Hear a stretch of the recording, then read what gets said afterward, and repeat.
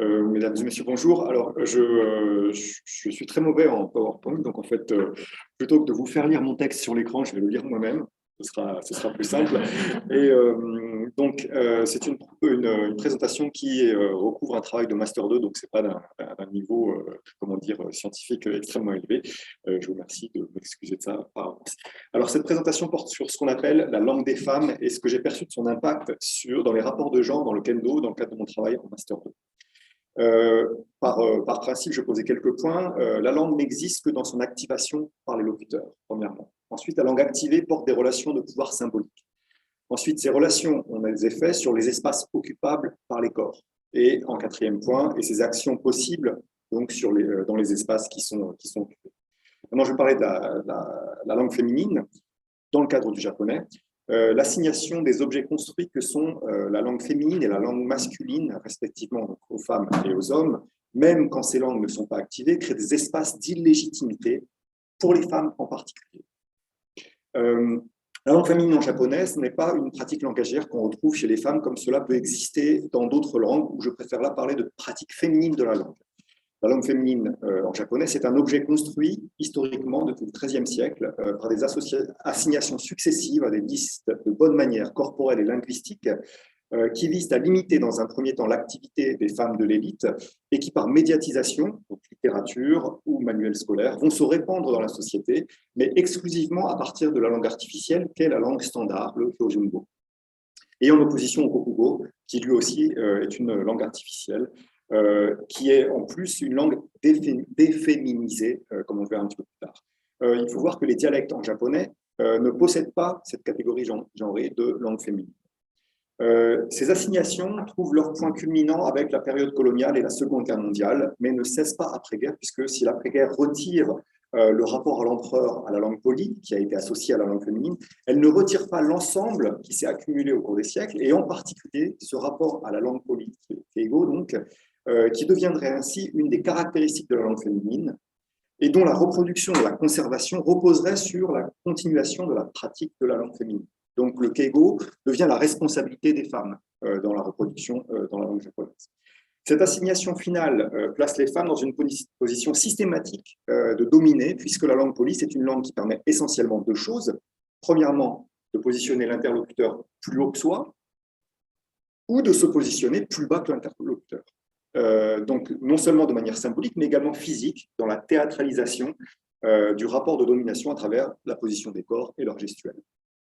On retrouve cette assignation dans l'utilisation des pronoms personnels, par exemple watashi et boku, en jardin d'enfants, où watashi est assigné à la petite fille et boku est assigné au petit garçon, alors que c'est autour de l'arrivée au lycée que watashi se réalise comme forme polie potentielle, utilisable par les garçons dans ses rapports avec les enseignants, par exemple. Alors que la fille n'aura jamais eu d'autre choix que de parler poliment depuis son entrée dans la pratique orthodoxe de la langue. L'origine historique des deux pronoms ancre également ceci dans les rapports de domination, puisque watashi vient de watakusa, qui signifie approximativement la dot, donc en français, mais qui est en fait l'ensemble des biens qu'une jeune fille est autorisée à apporter dans sa famille et qui constituera son seul bien. Alors que beaucoup, c'est un terme que les étudiants de Meiji décident d'eux-mêmes d'employer pour se désigner. La langue féminine est donc un procédure d'apprentissage avec tous les potentiels de distinction associés au processus d'apprentissage. Mais comme cette langue n'existe pas hors de la langue standard, elle n'est finalement activée que dans des lieux de pratique langagière très spécifiques. Il existe aussi une pratique masculine de la langue qui, même si elle procède également par assignation, n'est pas construite comme ensemble de l'imitation, mais se pose comme une pratique de domination masculine. On le voit dans la création du Kokugo, à l'époque de Meiji, où des membres de l'élite masculine de Tokyo vont procéder à des choix systématiques pour exclure de la langue officielle des expressions féminines, par exemple le dialecte de Kyoto, qui est exclu justement parce qu'il est trop féminin, ou en tout cas il sonne trop féminin, et des termes mixtes, par exemple le terme atai, qui à l'époque était utilisé aussi bien par les hommes que par les femmes. Ces espaces sociaux de légitimité sont créés par ces espaces linguistiques potentiels, qui n'ont pas besoin d'être activés dans la parole pour exister, et qui se superposent à des espaces de pratique corporelle. Dans un espace mixte, une femme n'est pas légitime à pratiquer la langue masculine et par son rapport forcé à la langue polie va systématiquement se trouver en position de dominé potentiel. L'utilisation du corps est également limitée aux assignations aux bonnes manières féminines. Là, je vais parler du kendo pour vous amener à la conclusion. Le kendo, par son positionnement officiel en tant que pratique traditionnelle, dont l'objectif est la formation de l'humain, en japonais c'est Ningen Keisei, grâce à un certain nombre d'outils, dont le premier est le respect des bonnes manières, qui est Rei o Monjiru, impose un cadre où les pratiquantes sont rappelées à leur devoir de respect de la langue polie et où les pratiquants sont de facto posés comme en position de domination.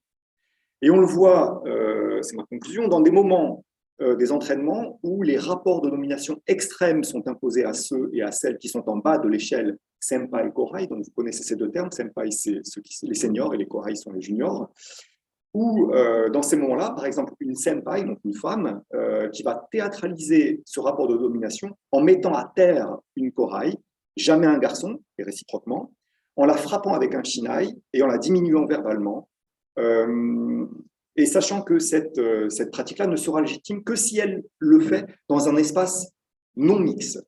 Dans un espace mixte du dojo, les garçons ou les professeurs mâles sont les seuls à pouvoir théâtraliser ce rapport devant l'ensemble des pratiquants, sans que cette théâtralisation ne paraisse déplacée ou abusive. Je vais vous faire un tout petit exemple, et là c'est fini en fait. La pratique dont je vous parle, c'est celle-ci. C'est donc le kendo, donc on se tient face à face avec les shinai. Donc un shinai, c'est à peu près 1m50 de long. Donc on se tient à cette distance-là. Et donc la pratique dont je parle, c'est le senpai, donc le senior, qui va mettre à terre le kohai et qui va en fait le tabasser avec son shinai en l'insultant pendant, je ne sais pas, le temps que ça passe.